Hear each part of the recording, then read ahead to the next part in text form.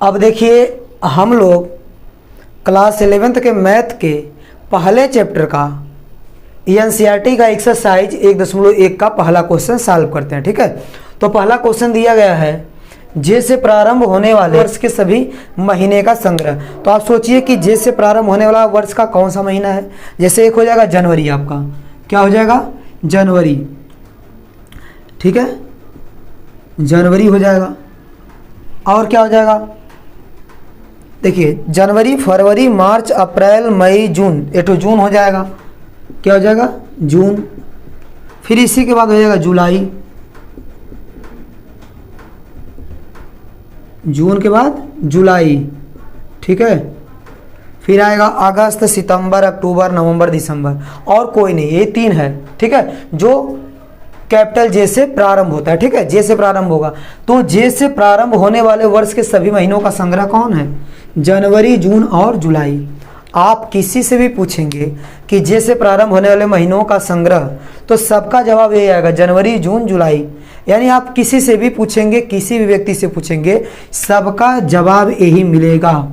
यानी ये क्या है, सभी व्यक्तियों के लिए, सभी व्यक्तियों से आप एक जैसा ही जवाब पाएंगे। इसका मतलब यह संग्रह क्या है, सुपरिभाषित है। तो यह संग्रह सुपरिभाषित है, इसलिए यह समुच्चय होगा। ठीक है, इसके बाद बात करते हैं भारत के 10 सबसे अधिक प्रतिभाशाली लेखकों का संग्रह। भारत के 10 सबसे अधिक प्रतिभाशाली लेखकों का संग्रह। तो प्रतिभाशाली लेखक, जैसे कुछ व्यक्ति, कुछ लेखक को प्रतिभाशाली मान सकते हैं और कुछ को नहीं मान सकते, मतलब सबका अलग अलग विचार होगा।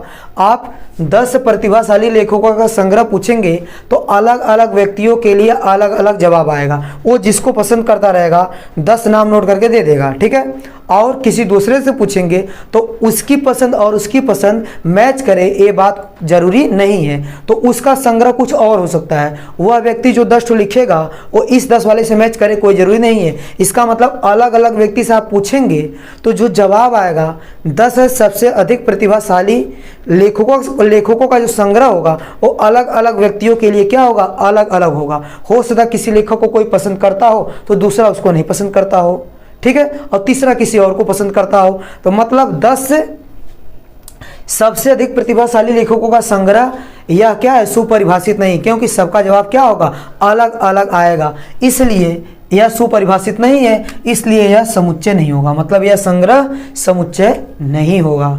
ठीक है, जवाब एक जैसा आएगा तब वह संग्रह समुच्चय होगा। अगर जवाब अलग अलग मिलेगा तो वह समुच्चय नहीं होगा। अब बात करते हैं इसकी। देखिए, विश्व के सर्वश्रेष्ठ 11 बल्लेबाजों का संग्रह, उसमें भी वही बात, कोई व्यक्ति, किसी व्यक्ति से आप पूछेंगे कि सर्वश्रेष्ठ 11 बल्लेबाज का संग्रह बताइए, तो वो अपने हिसाब से बताएगा जो उसको अच्छा लगता होगा 11 को।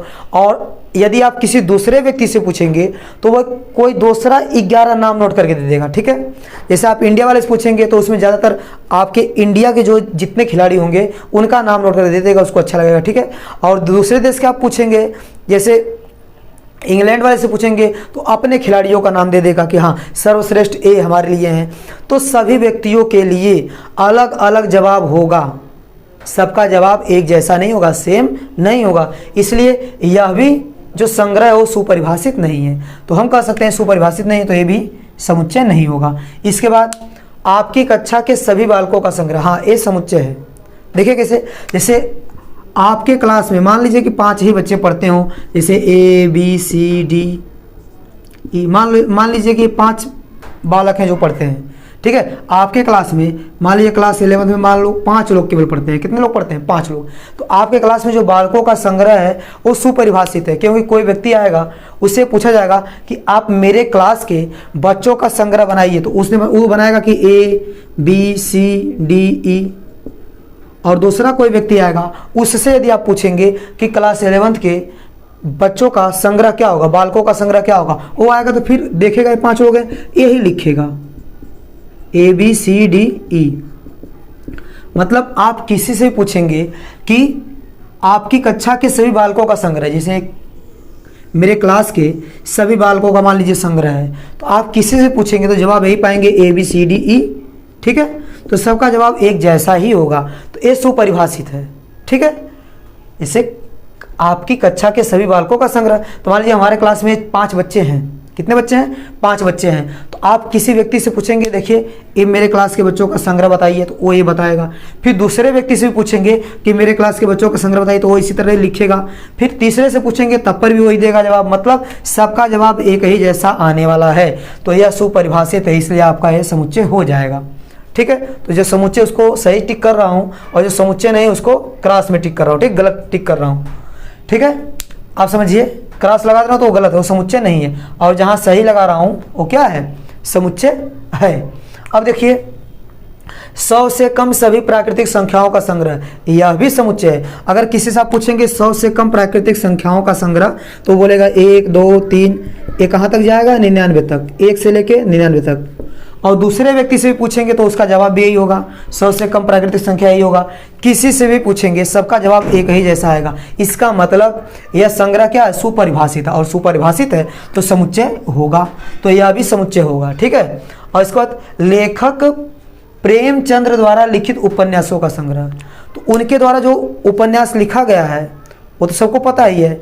ठीक है, तो कोई उपन्यास देख के बता सकता है कि ये प्रेमचंद्र द्वारा लिखा गया है कि नहीं लिखा गया है। तो इनके द्वारा लिखा गया जो उपन्यास होगा, कोई भी आएगा तो बताएगा हाँ यही लिखे हैं, क्योंकि सभी जानते हैं कि इनके द्वारा जो लिखा गया उपन्यास है, ठीक है, इसका संग्रह क्या है, सुपरिभाषित है। क्योंकि कोई व्यक्ति आएगा तो वो बता सकता है कि हाँ इनका उपन्यास है कि नहीं है। ठीक है, तो उनके द्वारा लिखे गए उपन्यास का संग्रह क्या होगा, सभी व्यक्तियों के लिए सेम जवाब क्या होगा, सेम जवाब होगा। इसलिए लेखक प्रेमचंद्र द्वारा लिखित उपन्यासों का संग्रह क्या हो जाएगा, समुच्चय हो जाएगा।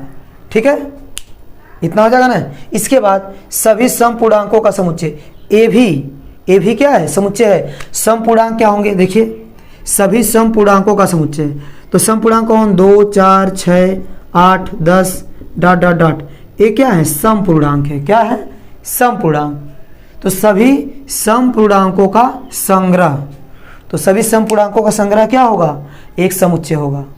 ठीक है, क्योंकि सबका जवाब यही आने वाला है। समपूर्णांक का समुच्चय आप पूछेंगे तो सबका जवाब यही आने वाला है। तो समपूर्णांक का समुच्चय इस तरह सभी लोग बताएंगे तो सबका जवाब एक जैसा मिलेगा, इसलिए क्या हो जाएगा, ये भी समुच्चय हो जाएगा। इसके बाद देखिए इस अध्याय में आने वाले प्रश्नों का संग्रह क्या होगा, सुपरिभाषित होगा। क्योंकि इस अध्याय में किसी व्यक्ति से आप पूछेंगे कि समुच्चय वाले चैप्टर में प्रश्नों का संग्रह क्या होगा, तो वो जितने प्रश्न उसमें होंगे उसका कलेक्शन कर देगा।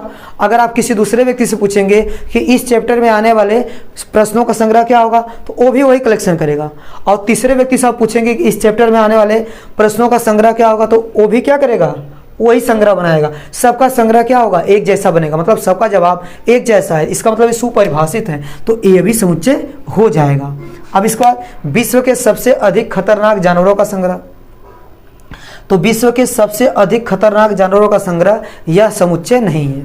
हो सकता है जिसको हम खतरनाक मानते हो वो किसी के घर का पालतू जानवर हो।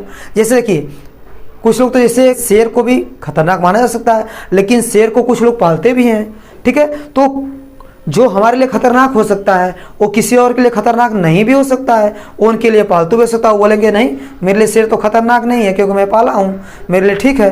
तो किसी के लिए खतरनाक हो सकता है वही जानवर, और किसी के लिए खतरनाक नहीं भी हो सकता है अगर वो पालतू है तो वहाँ पर। ठीक है, तो अलग अलग व्यक्तियों के लिए अलग अलग जवाब है। ठीक है, तो यह भी क्या होगा, ये सुपरिभाषित नहीं है, तो यह क्या होगा, समुच्चय नहीं होगा। तो ये सुपरिभाषित नहीं, इसलिए समुच्चय नहीं होगा।